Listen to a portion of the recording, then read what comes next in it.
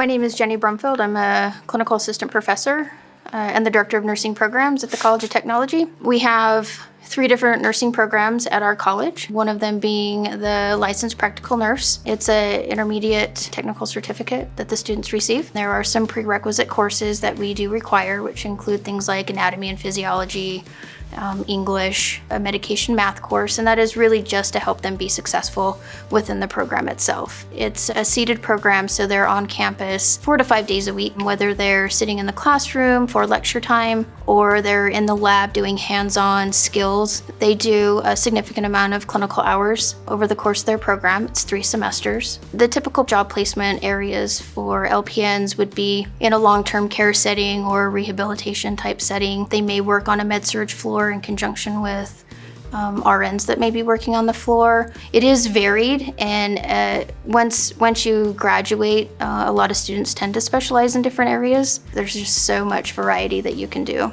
We also have an associate RN program. Our associate RN program is an LPN to RN bridge program. It allows fairly seamlessly our LPNs to get their associate RN degree.